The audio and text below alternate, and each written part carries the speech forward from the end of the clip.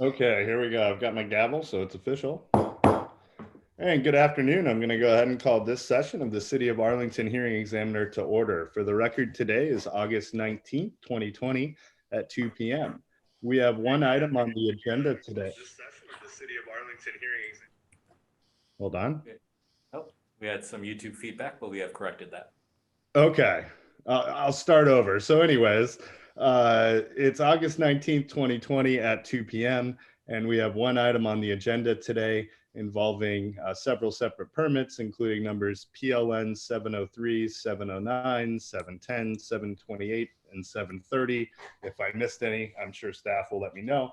And it's a request for approval of a conditional use permit, along with several other permits to allow the development of a 182 unit multifamily mixed-use development with additional retail space in several buildings on approximately 3.89 acres between 71st Avenue Northeast and 74th Avenue Northeast on 204th Street Northeast.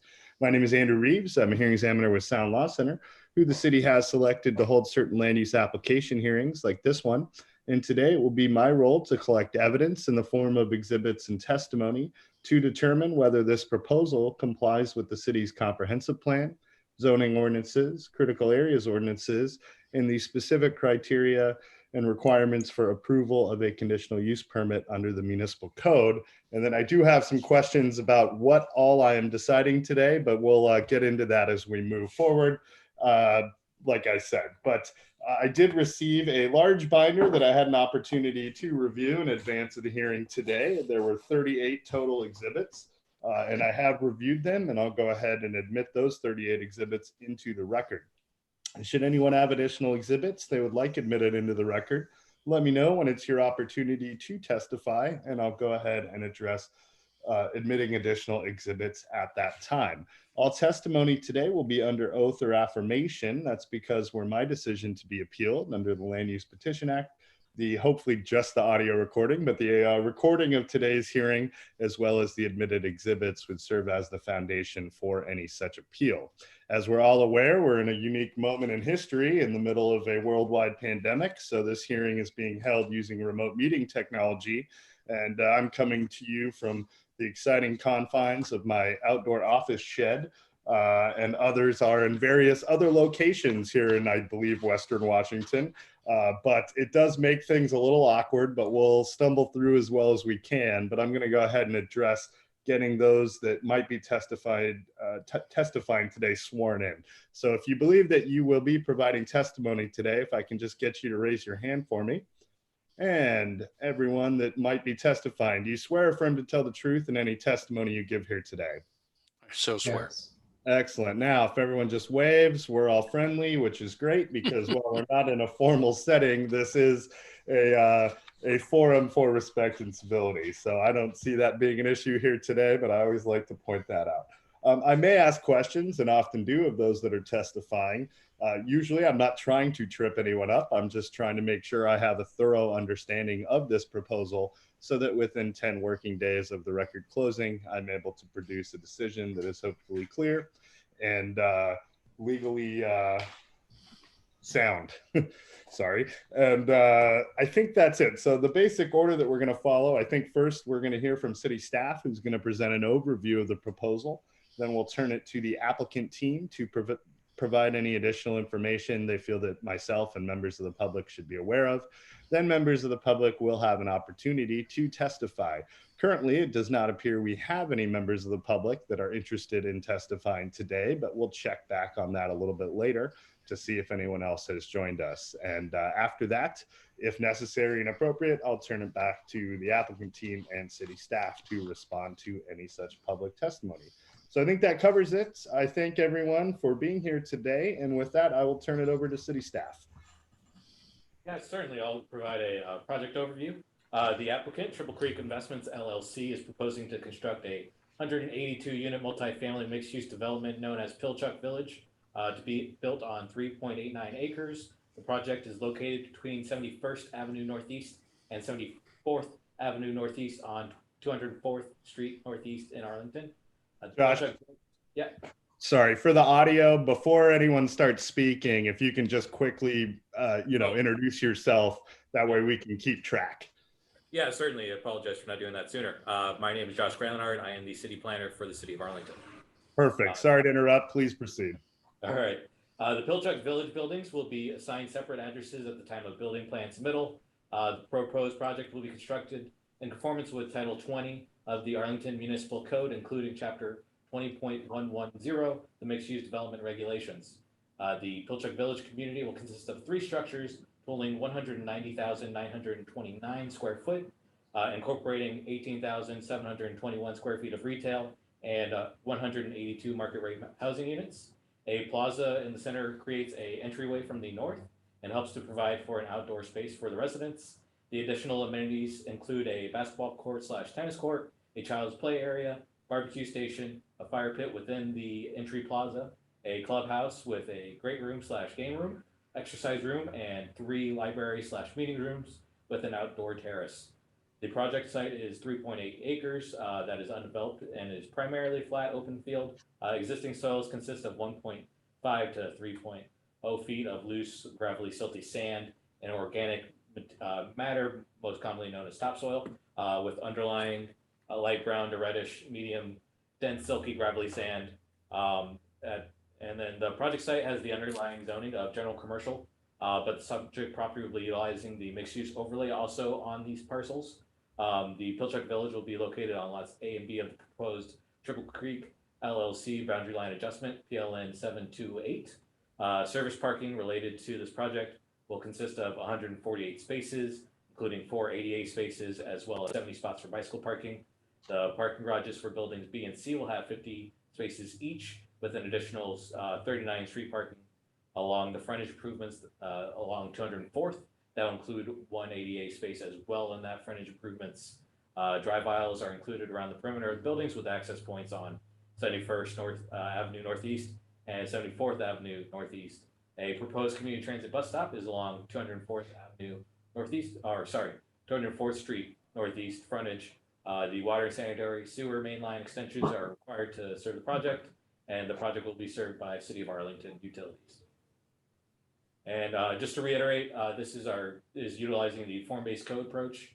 This is the 6th project within the City of Arlington's mixed use overlay, utilizing that form-based code. And the transect that this project belongs to is the T4MS, which is transect 4 Main Street. This allows for a vibrant Main Street mixed-use residential and commercial environment that serves as a focal point for surrounding neighborhood, provides day-to-day amenities within walking distance in an urban form. In this instance, Triple Creek Investments has applied for the conditional use under Arlington Municipal Code 20.16.140 and the SEPA determination issued under 20.98.120, and all building form and site design review elements are reviewed under chapters 20.110. And just to add to that, where it meets the comprehensive plan goals, the first goal that it fills is GH2, as well as PH 2.1 and PH 2.3, which essentially means to provide for multifamily housing development within close vicinity to commercial areas, as well as encouraging pedestrian-friendly and social interactive developments within the city. And by utilizing the form-based code, it is meeting the human scale nature and conducive to social interactions of policy PO 6.1. Great. Did that conclude your opening remarks? Correct. Excellent. I do have some questions for you. As a preliminary matter, this project has been variously described as involving, 3 structures, 4 structures. My read of it was that there are the 3 larger buildings that'll have the residential development, one of which I think will have retail. That'd be building A, that fronts along 204th Street. But then there's also the 2-story clubhouse. Is that right? That is correct. Okay, so 4 separate structures, 3 larger. Okay, just wanted to be clear about that. And then these are apartments. This is not a unit lot subdivision or anything to that extent. Am I correct in thinking that? Okay, just wanted to be sure. And then the big question I had is, what is my role today? I know I'm ultimately deciding a conditional use permit, but there is a reference throughout my materials to a height variance, a boundary line adjustment variance, design review, and a boundary line adjustment. So is it consolidated such that I am deciding all of these things? Have some of these things been decided already or will be decided by others? Any clarification on that would be helpful. So Mark Hayes, CED Director, City of Arlington. Hearing Examiner Reeves, you will be deciding on the conditional use permit and the two variances today. Okay, so the CUP is up to me, that much I knew. And then we have the height variance, correct? Correct. Okay. Height variance, and then what is described as a boundary line adjustment variance, which I don't know if I've run into that terminology before, Mr. Hayes. Can you explain what that is? Certainly. So our code does not allow for reorientation of lots, north to south and east to west. And so we're asking for a variance on this simply because for this project to work correctly with the commercial, the vertical mixed use out along the street frontage and the residential behind, it has to be in a east-west orientation, not in a north-south orientation for the lot lines. Okay, so there are existing lot lines. Let's start there. Correct. Okay, and are they actually moving and being adjusted? Is that accurate? That is correct. They're being both reoriented to east-western direction and resized. Okay, so they're being reoriented in an east-west direction because this is a rectangular rectangular plot, if you will, rectangular parcel. And so rather than split up this way, are they split up long and vertical? Is that Correct. the basic concept? Horizontally, yes. Okay, I think I get it. I just haven't run into that before. And then the criteria related to the boundary line variance, is that just the standard variance criteria? It just happens to be for a boundary line, or is there separate criteria? It's just for a standard boundary line. They're just reorienting the lots. And our code is kind of a unique where it does not allow for that reorientation. Right. But I guess what I'm asking is, is there separate criteria unique to a boundary line variance, or is it just the normal variance criteria? It is just the normal variance criteria. That is Okay, correct. which I will then apply to this issue of a boundary line. Yes. Excellent. And then the other things, the actual boundary line adjustment would happen theoretically if this were approved. Then that will be approved by the city. Correct. And then the design review, ultimately, how does that? Also by the city. Administrative. Okay. Correct. So I am down from thinking I had to write about 5 things to 3 things. So thank you. I always like to hear that. Mr. Hayes, did you have other thoughts you wanted to share while you've got the floor? The other thoughts I have to share are just to commend the owner and his team in putting together such an attractive project. For one thing, we are quite pleased with the outcome of the architecture and the site planning itself. This will add some very important synergy to this area. And so we really look forward to this getting underway. Sure. Yeah, I saw the one public comment was from a neighboring, I think a business owner, but pointing out that same issue, that this appeared to be a very attractive proposal and that much needed in the area. So we like to see these things. Question for you in terms of traffic impacts. No issues that we're aware of with neighboring jurisdictions on this one? No, there are not. Okay, good. Glad to hear it. So I think that covered those specific questions, because so many of the ones that I had written down had to do with things that I am not in charge of, so I don't have to worry about them. And let's see. Oh, just wanted to be clear. Have there been any amendments to the comprehensive plan or zoning code that would impact this proposal in terms of vesting since it was deemed complete? No, there have not. No vesting problems. Okay.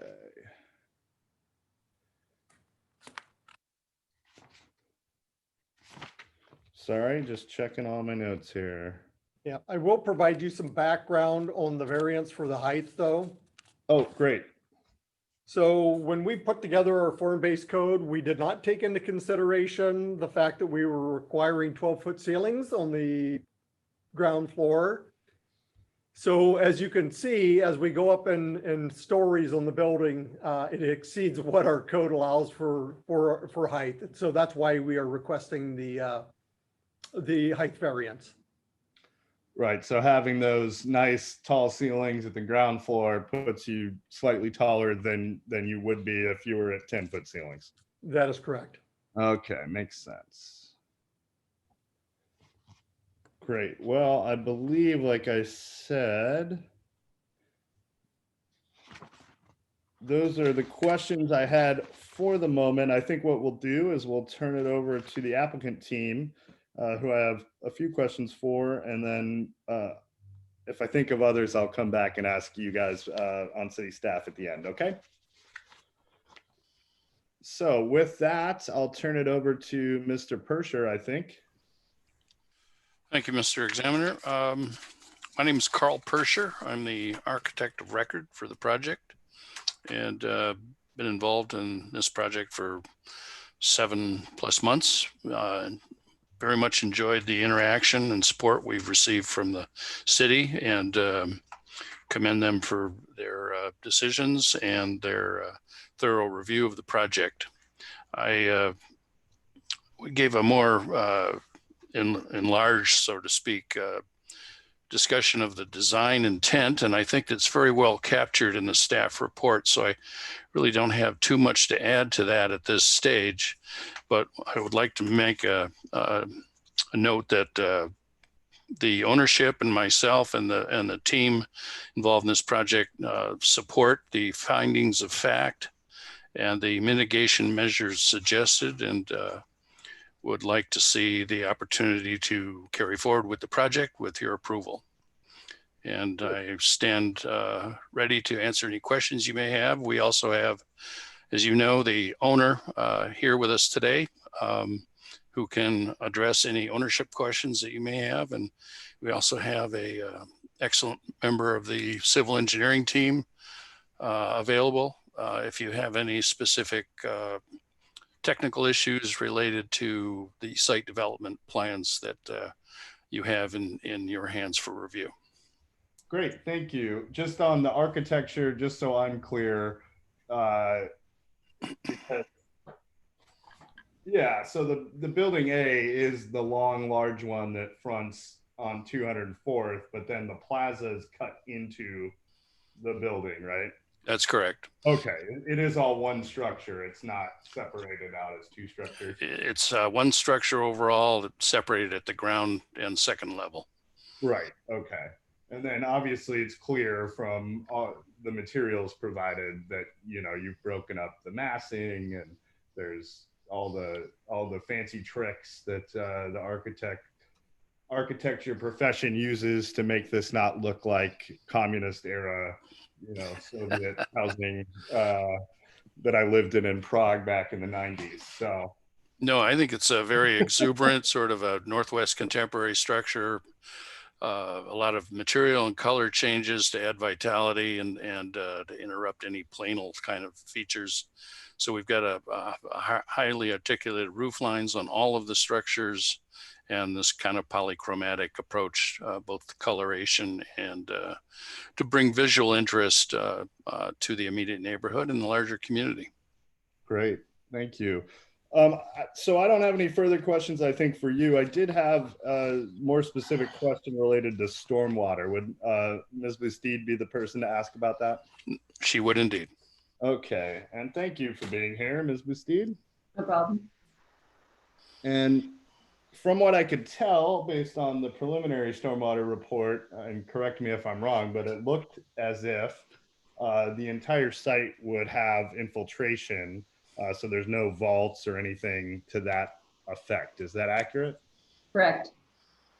Okay, because I know that I think it was the airport had the one concern about, we'll call it the bird problem if you've got a big stormwater pond, and not an issue here is No ponds, no okay. open structures.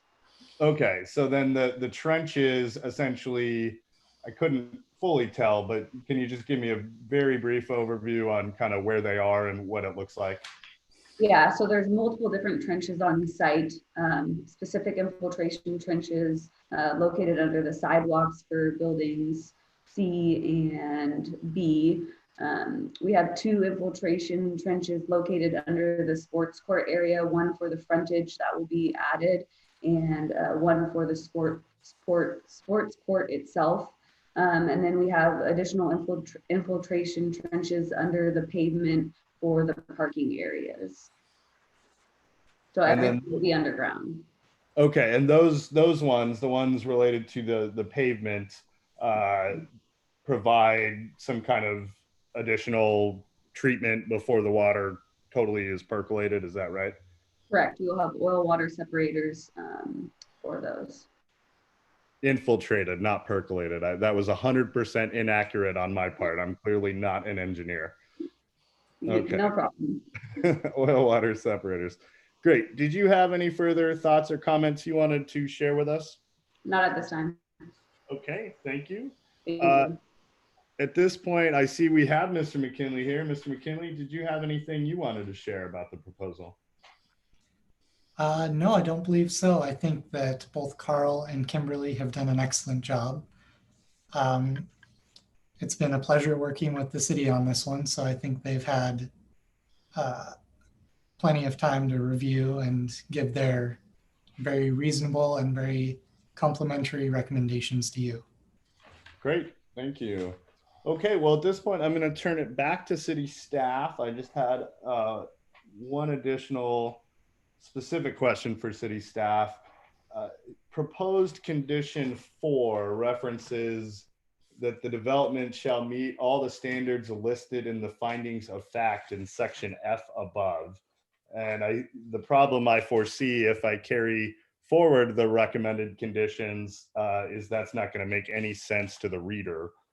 So what I would suggest, it would be something to the effect of that the development shall meet all standards, either discussed in the city staff report or within the decision itself. Does that make sense to city staff? Certainly. We can make that change. Okay, so I will tweak that language so that it makes sense, but we just don't want the future readers to get confused. Oh, and I had one more question for staff. I know this isn't a plat, but clearly it's a large multifamily compound of apartments. And so presumably there'll be a fair number of children living in the building. Does staff feel there are safe walk routes to either bus stops or area schools? Has that been looked into? We certainly have. And thanks for asking that. There is a bus stop that's oriented directly in front of the facility.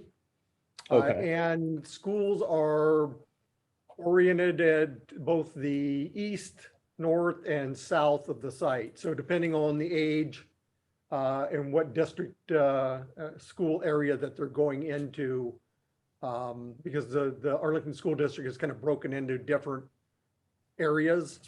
So there are safe walking routes to any one of those, or that the school district provides transportation to and from the schools. Got it. Great, thank you. And anything further members of staff wanted to provide before we end today's hearing? No, I think we're good. Great, thank you. Well, I don't always get to say this, but based on the very thorough record, and I thank both the applicant and city staff for the thoroughness of the record. It's always nice to get a really detailed cultural resources report, really detailed stormwater information. Sometimes I feel like I'm pulling hair when I'm trying to, get these things in some of the places I work. Not an issue for the city of Arlington. So based on all of the information that has been provided, I do not see any issue with approving the proposal along with the conditions that have been recommended by city staff, noting that I'll tweak the language on condition 4. And I will produce a decision to that effect in the next 10 working days. With the weirdness of these remote meetings, I have in the past few months left the record open for a day or two just to ensure that if there were members of the public that were trying to participate but were unable to in light of technological issues, they'd have that opportunity. I don't really see that being an issue today. So what I would suggest is we'll close the record. But Josh and Mark, if someone reaches out and says, hey, I tried to get on that Zoom meeting and it failed, please reach out, let my office know, and we'll figure out the best way to move forward. But based on the fact the only public comment we got was in support, I don't see that being an issue. Mr. Pilchuck, did you have a comment? I saw you raising your hand there. Mr. Reeves, yeah, in light of that, extending the comment period for a day or so, could we be made aware and have an opportunity to address any comments that may be forthcoming?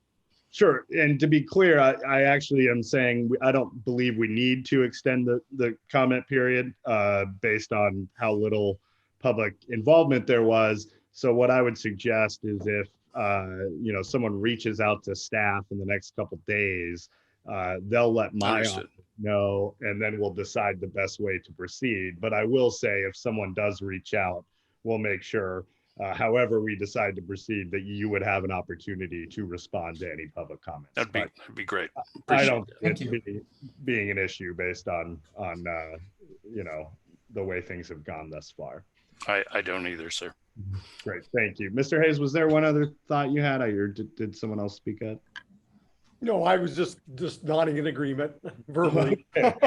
All right, well then I think we are all set. So with that, we'll go ahead and close the record. And I thank everyone for being here and participating in the hearing today. Thank everyone for their professionalism. And of course, I am wishing everyone safety and good health in this strange moment in history. You also, sir. Thank you. Thank you very much. Thank you very much. Thank you. Thanks, everybody. Okay.